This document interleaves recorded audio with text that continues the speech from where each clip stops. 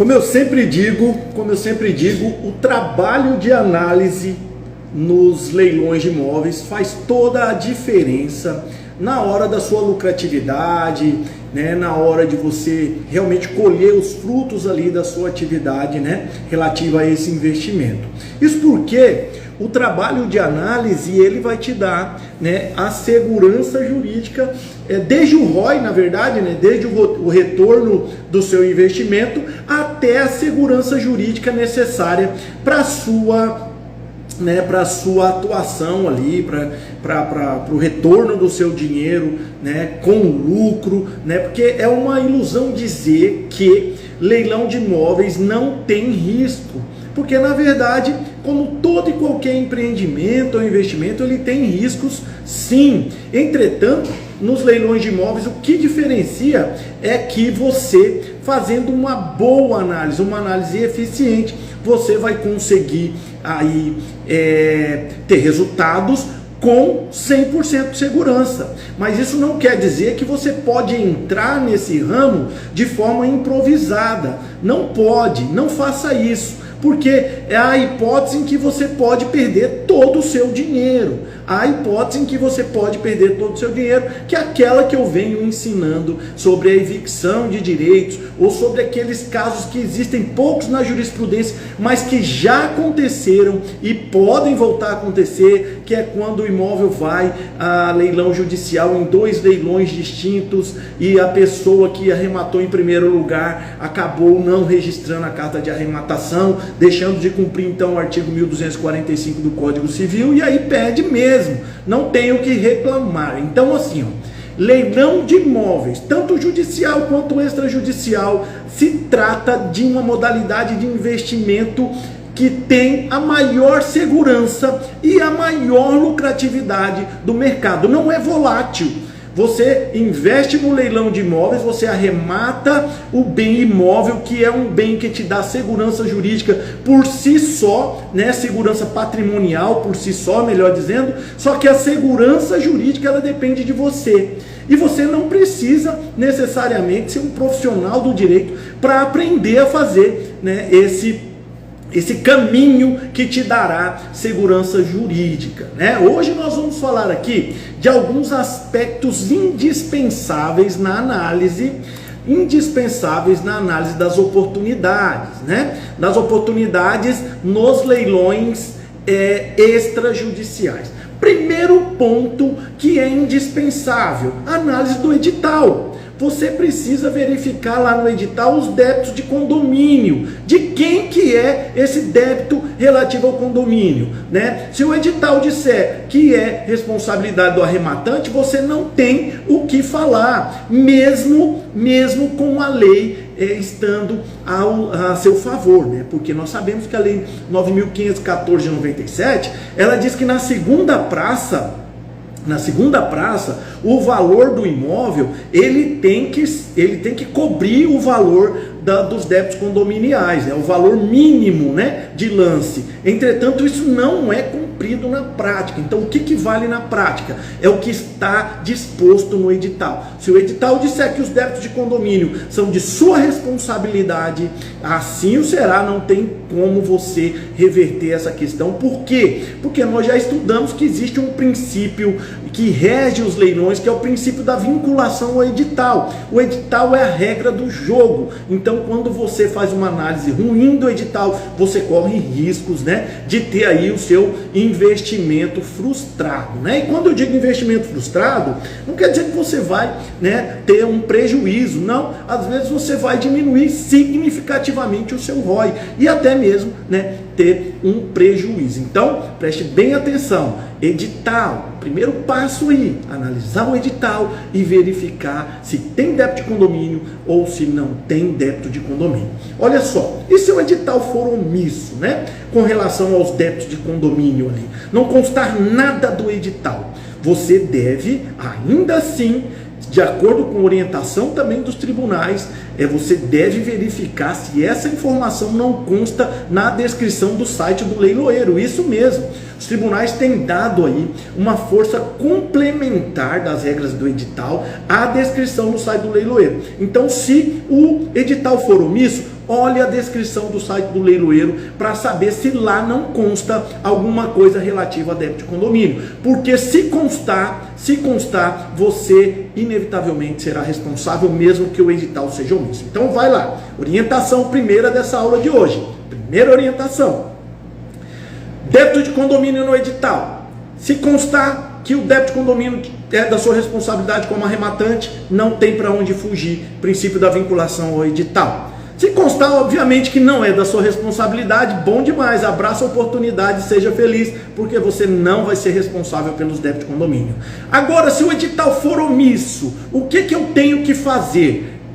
O edital sendo omisso, você tem a obrigação de, consigo mesmo, né, de dar segurança ao seu investimento e fazer lá uma checagem no site do leiloeiro. Aí, se o site do leiloeiro for omisso, também não tem que se falar em débito de condomínio. Uma coisa que eu sempre ensino é o seguinte: sempre que você analisar uma oportunidade e que você vai participar daquele leilão, salve numa pasta no seu computador toda a documentação, matrícula, edital, e faça um print aí da tela do site do leiloeiro onde consta a descrição, para que você possa aí então comprovar que naquela oportunidade específica não havia nada mencionando, né, sobre débito de condomínio, certo? Segunda coisa aí importante de se analisar no edital: débito de IPTU. Olha só, o que a lei diz? Artigo 130, parágrafo único do Código Tributário Nacional. Diz o seguinte: diz que as dívidas tributárias que recaiam sobre os bens, né, imóveis em leilões levados à asta pública não podem ser de responsabilidade do arrematante, porque elas subrogam no preço pago pela arrematação. É isso que o artigo 130, parágrafo único do Código Tributário Nacional nos diz. Entretanto, mesmo com esse posicionamento recente do Superior Tribunal de Justiça, dando aplicação a esse artigo 130, parágrafo único, por ser muito recente, eu indico que você também preste atenção nessa informação no edital. Se o edital constar lá que o débito de IPTU é de responsabilidade do arrematante, coloque isso na sua planilha. Coloque isso na sua planilha, porque o fato de ter, né, débito de condomínio ou débito de IPTU de responsabilidade do arrematante, por si só, ele não é um impeditivo do seu lucro, não é um impeditivo da sua participação no leilão. Entretanto, ele deve estar na sua planilha de ROI, ele deve estar na sua planilha de cálculo do seu retorno financeiro, né, do retorno do seu investimento, porque senão você vai improvisar, e improvisar flertar com o azar, né? Dar aí a possibilidade de uma operação que era para te trazer felicidade, te trazer chateação. Então, olha só a minha orientação: mesmo com a proteção legal, mesmo com a proteção jurisprudencial desse recente entendimento do Superior Tribunal de Justiça, se o edital disser que os débitos de condomínio pertencem ao arrematante, leve isso muito a sério e coloque lá os débitos que tiver de PTU, os débitos de PTU, leve isso muito a sério, certo? E coloque isso na sua planilha de cálculo do retorno do investimento, certo? Então já vimos dois aspectos aqui de fundamental importância você olhar no edital quando você vai analisar uma proposta, e nós estamos falando aqui nessa aula dos leilões extrajudiciais, certo? Então, primeiro aspecto do edital: débito de condomínio. Segundo aspecto, débito de PTU. Diga-se de passagem, mesmo com a lei protegendo o arrematante, na prática não é isso que a gente tem visto. O que tem vigorado é que tanto o que está no edital quanto na descrição do site do leiloeiro prevalece sobre o que existe aí na lei, na legislação de regência, certo? Outro aspecto que você tem que considerar no edital é se esse imóvel em segunda praça ele não está indo por preço vil. E tome cuidado, sabe por quê? Tem muita gente ensinando em curso aí na internet que não existe preço vil em leilão extrajudicial. Que não há incidência do conceito de preço vil no leilão extrajudicial, e eles estão redondamente enganados, porque há sim a incidência do conceito de preço vil no leilão extrajudicial. E o que é o preço vil? É aquele preço que, uma vez pago pela arrematação, poderá ocasionar a sua anulação, e ninguém quer ter uma arrematação anulada. Então, o preço vil, ele se aplica aos leilões extrajudiciais, mesmo a Lei 9.514 de 97 não, tendo aí disposto sobre o conceito de preço vil, porque os tribunais entendem de forma uníssona, unânime, que aplica-se subsidiariamente o conceito de preço vil aos leilões extrajudiciais. Aplica-se subsidiariamente o conceito de preço vil constante do Código de Processo Civil para efeito de leilão judicial aos leilões extrajudiciais. Então, o que ocorre então com essa aplicação subsidiária? Ocorre que vigora também nos leilões extrajudiciais o preço vil, que é aquele inferior a 50% do valor da avaliação, certo? Com a única exceção, nós sabemos que existem duas exceções em leilões, uma em leilão judicial, outra em leilão extrajudicial, em que não incide o preço vil. E quais são essas exceções? Leilão de falência no leilão judicial, regido pela Lei 11.101 de 2005, e leilão extrajudicial de imóvel com duas praças negativas averbadas. Certo? Mas enquanto ainda não há duas praças negativas averbadas, há a obrigação do banco levar a leilão, a dois leilões públicos, primeiro e segundo leilão, fazer aquele giro lá que a gente denomina da Lei 9.514/97, respeitando os limites de preço mínimo, tanto em primeira quanto em segunda praça, certo? Vamos lá adiante. Então, terceiro elemento que você deve verificar no edital do leilão extrajudicial para evitar uma anulação da sua arrematação ou uma surpresa ruim, como no caso dos débitos de condomínio e IPTU. O terceiro aspecto é se o imóvel não está indo em segunda praça por preço vil, certo? Na matrícula você também deve fazer algumas análises para que você tenha segurança na sua arrematação. A primeira análise é se houve consolidação da propriedade em nome do credor, do banco que está levando a leilão. Isso decorre diretamente da Lei 9.514 de 97, certo? Então, quando você fizer uma análise de um leilão, você vai obrigatoriamente olhar ali de um imóvel, em leilão extrajudicial, você vai olhar obrigatoriamente o que diz o edital, vai verificar esses aspectos que constam do edital e você vai também ver aí a consolidação da propriedade. E essa consolidação da propriedade está aí na matrícula. A matrícula do imóvel vai constar ali a questão da consolidação da propriedade. Por que você precisa verificar isso? Porque o devedor lá, que se tornou inadimplente, que está perdendo o imóvel, ele precisa ter sido intimado. Ele precisa ter sido intimado para pagar em 15 dias. E somente depois de não atendida essa intimação, ou seja, somente depois de consolidada a propriedade,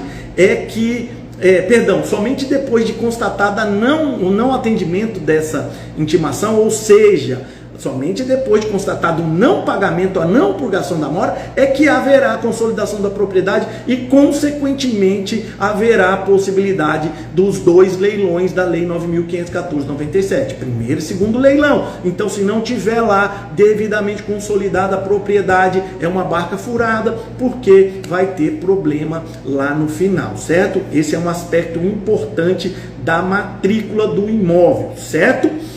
Um outro aspecto importante da matrícula do imóvel são você verificar a matrículas que você vai olhar e vai ver que tem dois leilões negativos averbados. E aí, quando você verificar que tem dois leilões negativos averbados, você pode esquecer tudo o que do procedimento da Lei 9.514 de 97, ou seja, tendo dois leilões negativos averbados já, e ele já está num outro ciclo de venda, pode ser uma venda direta ou um outro leilão extrajudicial, você não precisa mais se preocupar com preço vil, Por quê? Porque não há incidência de preço vil em leilões extrajudiciais de imóveis com duas praças negativas averbadas. Você não precisa mais se preocupar com intimações necessárias, tanto do cônjuge quanto do devedor. Ou seja, quando você constatar na matrícula que tem 2 leilões negativos averbados, você sabe que o banco já está livre para vender da forma como bem quiser. E cabe inclusive você enviar proposta direto para o banco, né?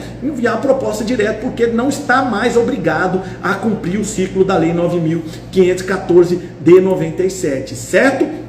Você vai ver na matrícula também se há anotação premonitória lá na matrícula, porque muitas vezes pode haver ou anotação premonitória, e aí também já passar o slide para frente aqui, ou penhora de direitos aquisitivos lá averbado na matrícula. Você vai verificar anotação premonitória e penhora. Nós já tivemos aula sobre isso em leilão extrajudicial. Primeiro, não impede o leilão. Não impede o leilão. E por que não impede o leilão? Porque o que está ali constrito não é o imóvel em si, mas sim os direitos que aquela pessoa tem de aquisição sobre o imóvel. Então o que ocorre? Exemplificativamente aqui, a pessoa financia um imóvel no banco e fica atrasado com o banco e vem a ter aí uma execução extrajudicial que vai levar o imóvel dele a leilão extrajudicial. Mas ao mesmo tempo, ele ficou em débito de um cheque devolvido, e um cheque de valor alto, e ele foi executado e o credor penhorou os direitos aquisitivos dele a esse imóvel financiado,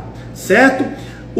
Existe um processo judicial em que poderá levar a leilão os direitos aquisitivos daquele imóvel, não o imóvel em si. Quem arrematar lá no leilão judicial apenas substituirá o devedor no contrato bancário, certo? E tem a execução extrajudicial do banco. O banco, ele pode executar extrajudicialmente, mesmo havendo penhora ali na matrícula dos direitos aquisitivos. Por quê? Porque os direitos aquisitivos não são o próprio imóvel, né? A partir do momento que houver o leilão extrajudicial pelo débito ali com o banco, já não haverá mais direito aquisitivo, então essa penhora ela se esvaziará. Mas por que então que eu coloco que você tem que verificar isso na matrícula? Porque a retirada dessa constrição, ela pode demandar um pouco mais de tempo, né? Você vai precisar de um pouco mais de tempo e vai demandar ali, né, um tempo para você tirar e, consequentemente, poder vender, né? O que não deveria acontecer,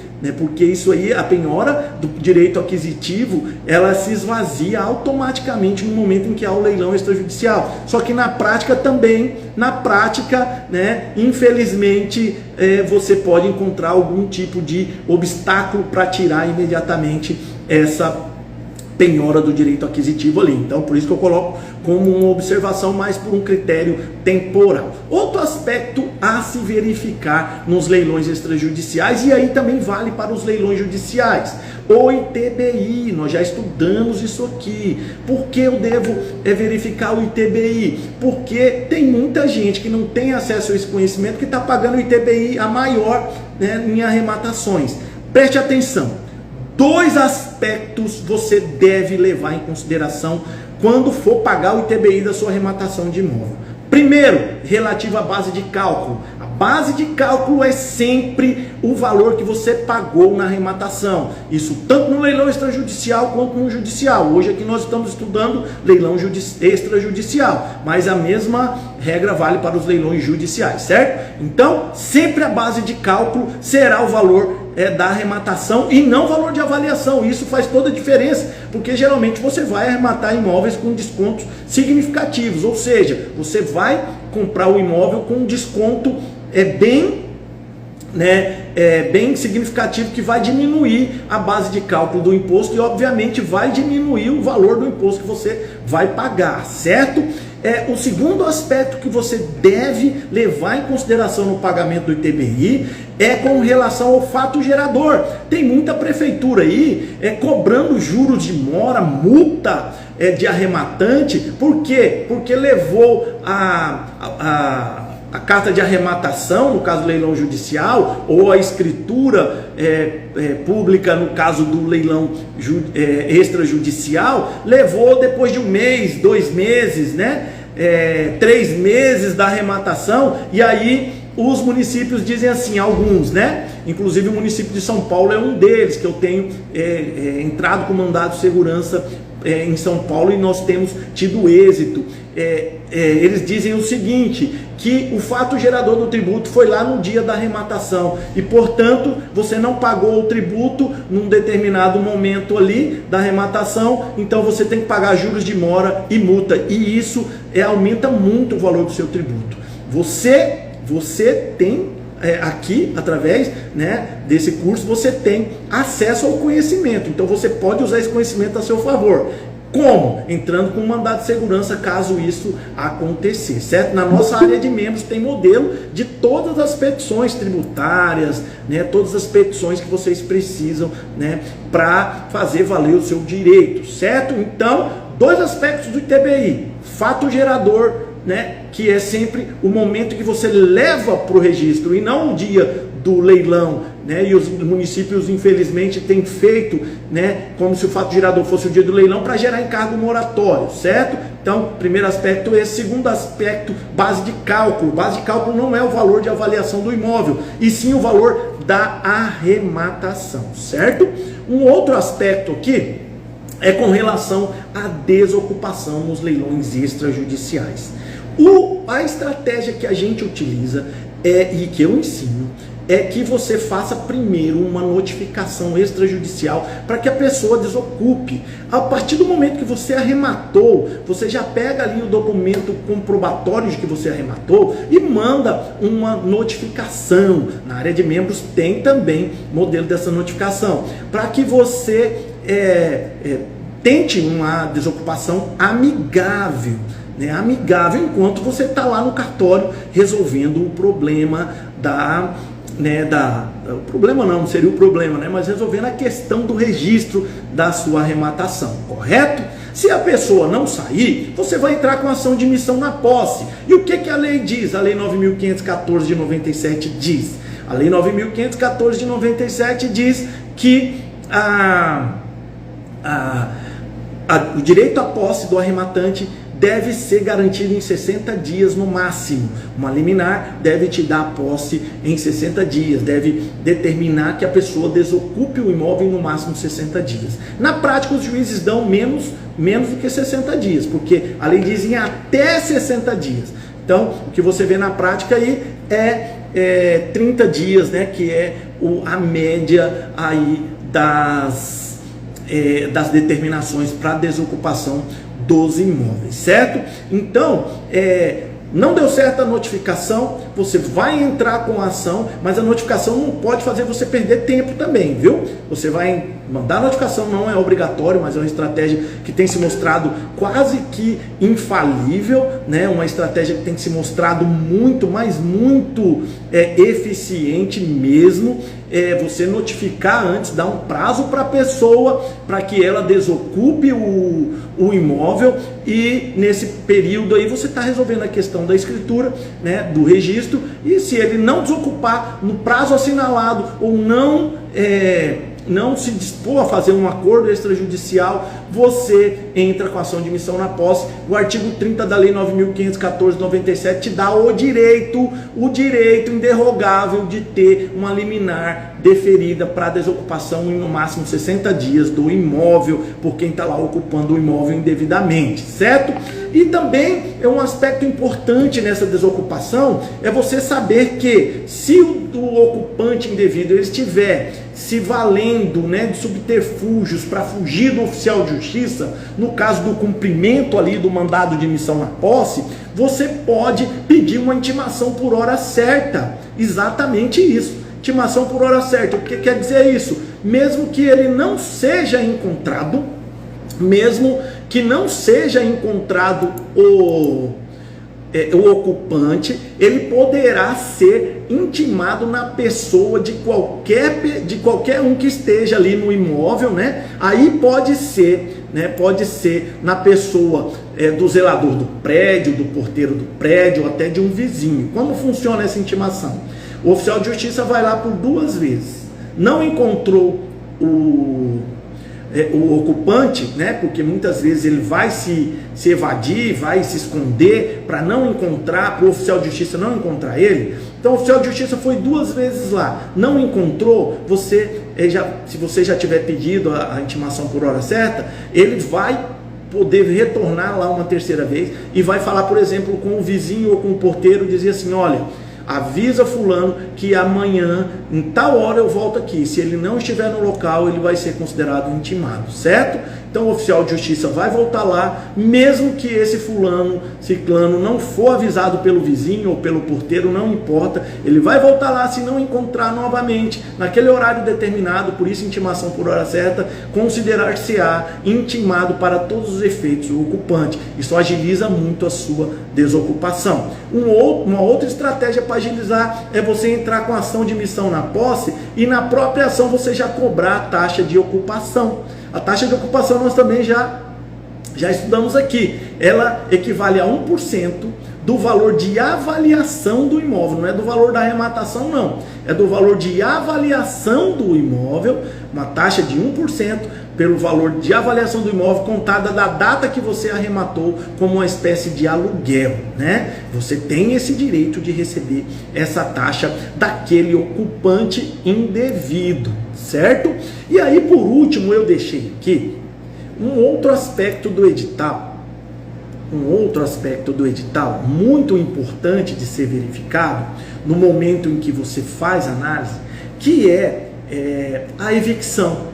A evicção de direitos, né? Vocês que são meus alunos, né, há mais tempo, já me ouviu falar muito disso. E eu falo porque é importante que você tenha um conhecimento, assim, um conhecimento muito objetivo e muito fácil de aprender. Olhou no edital, o edital expressamente diz que não assegura o arrematante em caso de evicção de direito, fuja. Corra muito longe desse leilão. Não entre. Por quê? Porque o que é evicção, primeiramente? A evicção é a perda da propriedade e da posse da coisa por uma decisão judicial ou administrativa posterior à aquisição do bem imóvel, certo?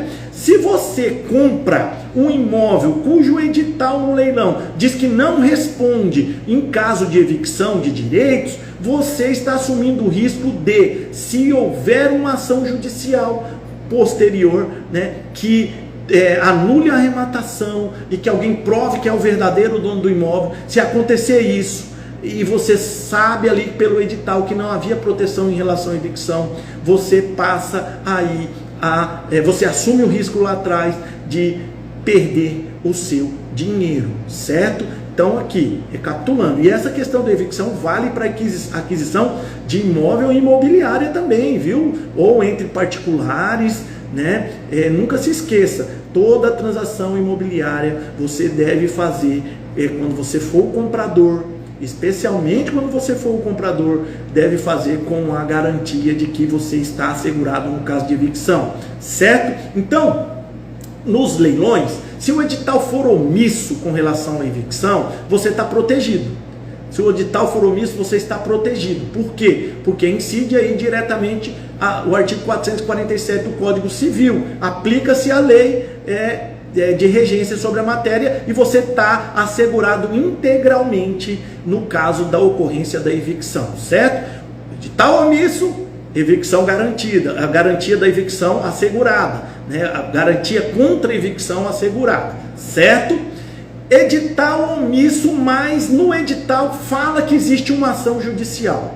Não participe, porque nesse caso você corre o risco da parte lá, quando você pediu o ressarcimento do valor, né, no caso do leilão extrajudicial que nós estamos estudando aqui, o banco falar: não, o edital era omisso com relação à evicção, mas nós deixamos claro lá que existia uma ação tramitando, então você assumiu o risco e isso tem respaldo legal se eles invocarem essa tese, certo? Então, edital omisso e menciona a ação judicial, não entre no leilão, que é uma fria, certo? Se houver menção à ação judicial, obrigatoriamente tem que haver garantia contra a ocorrência da evicção, te garantindo indenização, devolução do dinheiro e mais, né, indenização por benfeitorias úteis que você tiver feito, despesas que você tiver feito, certo? Inclusive despesa de advogado ali naquela arrematação, certo? Então, se mencionar ação no edital, obrigatoriamente deve assegurar em caso da ocorrência da evicção de direitos, certo? Então, tome muito cuidado, certo? E nesse aspecto aqui também, mesmo se o edital for omisso, não mencionar a ação, mas lá na descrição do site do leiloeiro mencionar a ação, com edital omisso sobre a garantia em caso de evicção, também não participe. Viu? Não participe, porque você correrá o risco de perder 100% do seu dinheiro. 100% do seu dinheiro, e assim, perder e não poder reclamar. Perder por quê? Porque pela lei você assumiu um risco, você disse que você estava disposto ou disposta a assumir o risco, né? Então você entrou sabendo que existia uma ação e sabendo que pelas condições do negócio não havia uma garantia, né, de devolução do dinheiro na ocorrência aí da perda da posse e da propriedade, né, por uma sentença judicial administrativa, ou seja, na ocorrência da evicção. Então, a aula de hoje, ela tem um aspecto muito importante, que são observações que você, dentre outras que tem aqui nesse módulo, né, que nós já estudamos, dentre outras que tem aqui, são aspectos muito importantes que você sempre deve levar em consideração no caso de análise, para que a sua análise seja eficiente e atenda aquele critério de 100% de segurança que nós buscamos. É isso aí.